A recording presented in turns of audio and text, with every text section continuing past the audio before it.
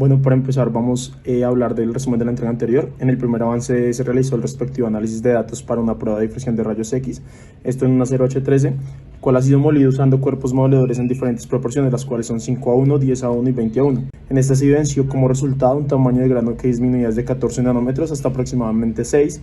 Esto dependía directamente del número de cuerpos moledores.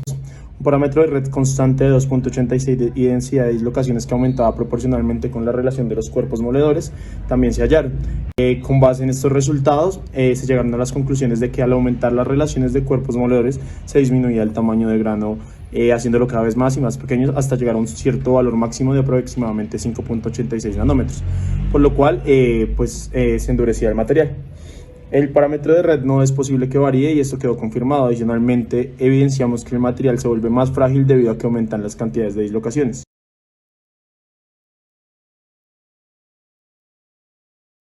A continuación se hace el análisis de la granulometría y resultados SEM para el acero H13, expuestos a cuerpos moledores en proporción 5:1, 10:1 y 20:1.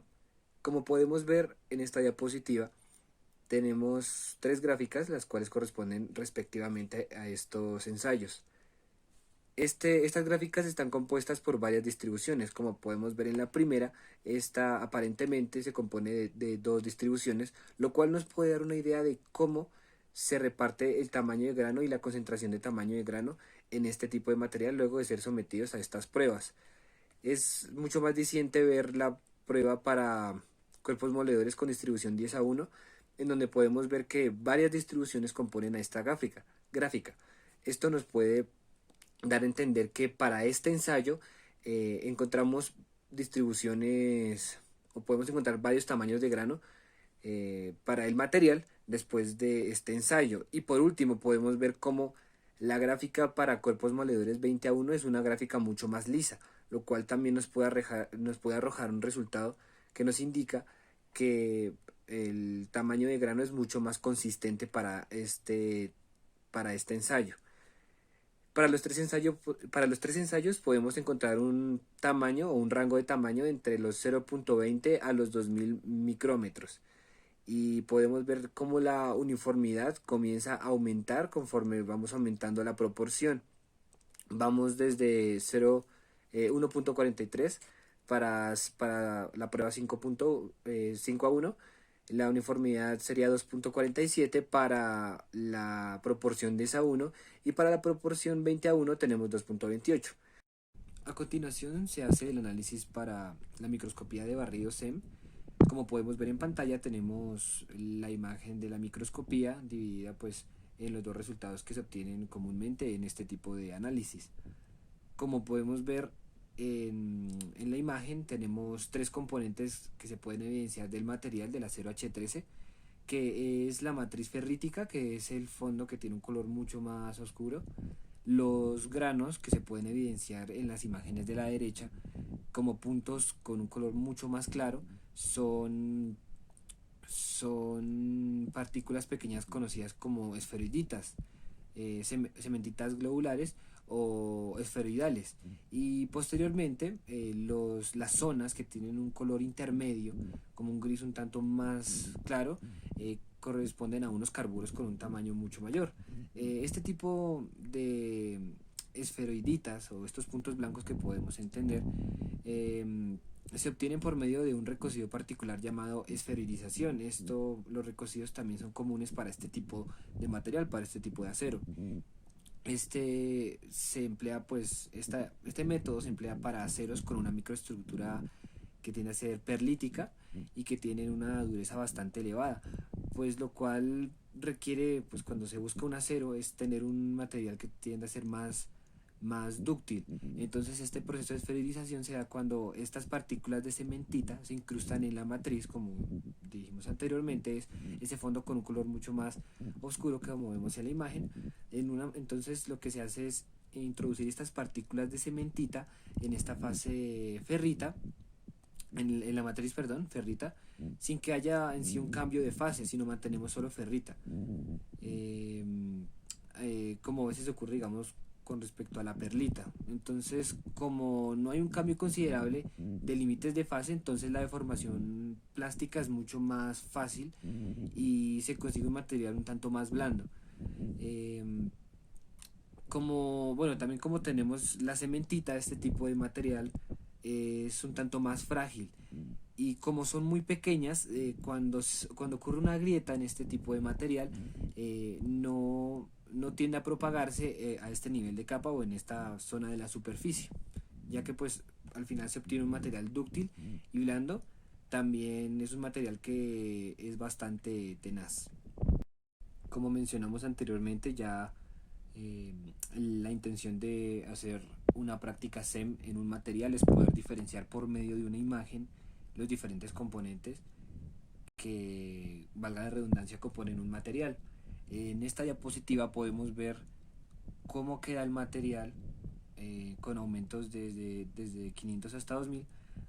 El material, el acero H13, después de ser molido con cuerpos moledores en proporción 5:1, 10:1 y 20:1, como se muestra en la pantalla.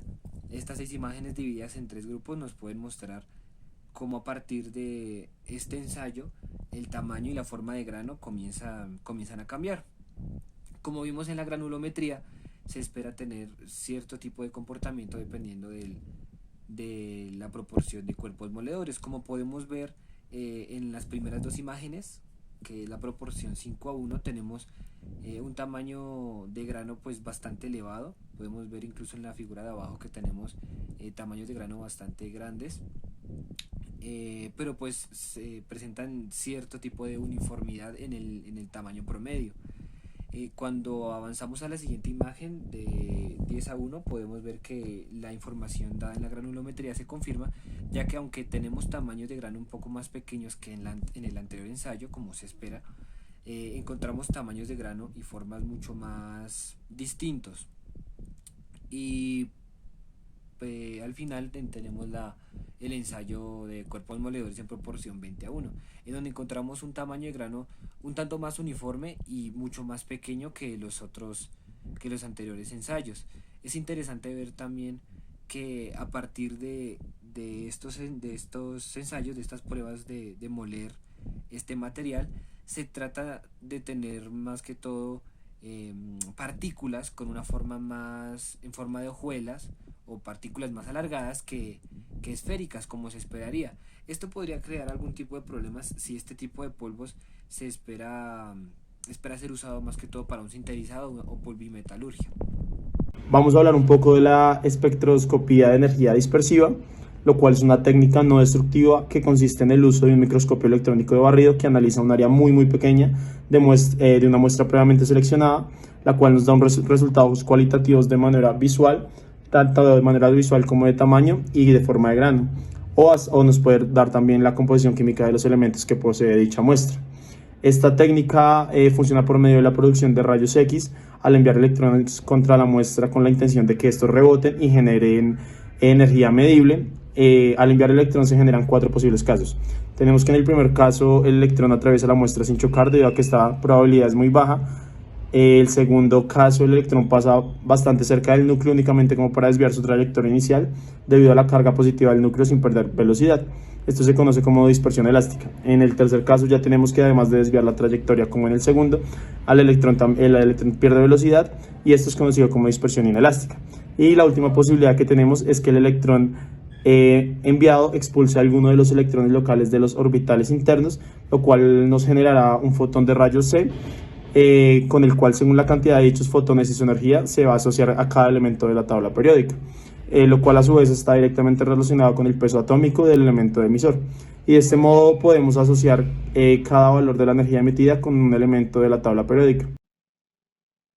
Ok, lo que hacemos a continuación es analizar una muestra del material H13 a la cual se le hizo espectropía de energía dispersiva, y el software nos arrojó los siguientes resultados para una serie de picos que varían según la cantidad de energía con la cual se lanza este electrón que va a reemplazar al otro electrón dentro del el átomo, ¿sí?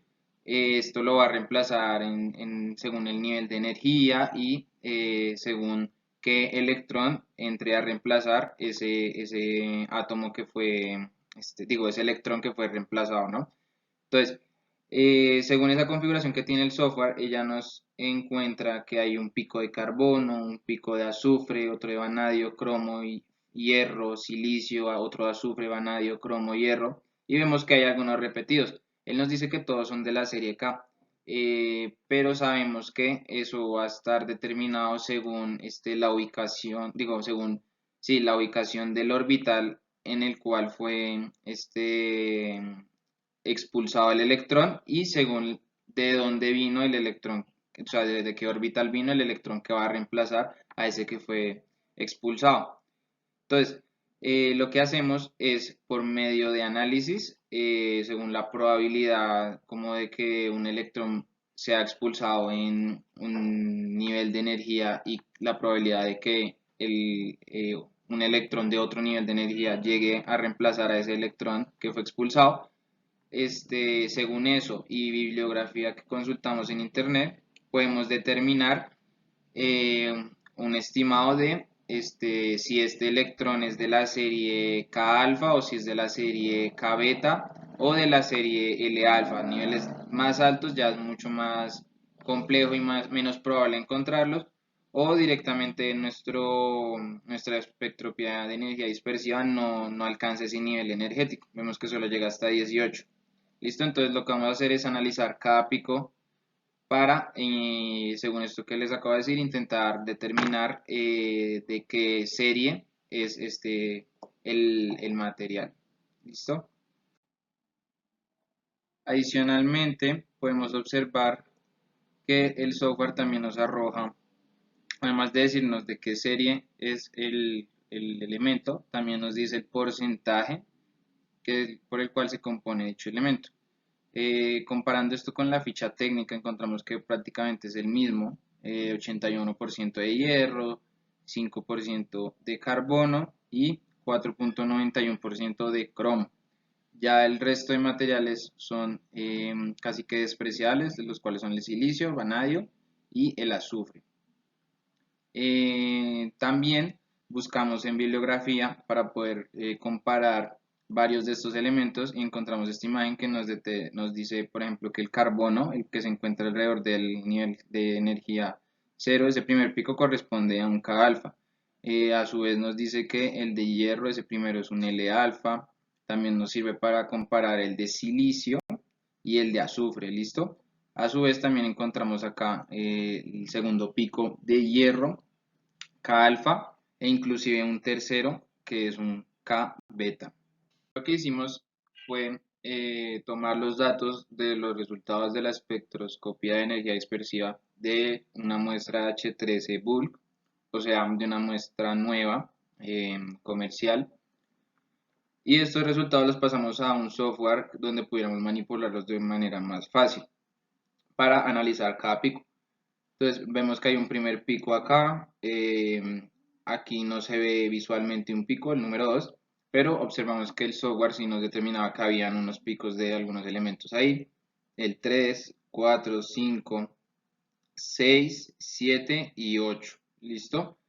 Se ve que hay otros dos extra acá, pero el software no reconoció alguno de ellos. Entonces vamos a analizar uno por uno para intentar determinar qué material, qué nombre le atribuye a ese elemento que nos dio el software. ¿Listo?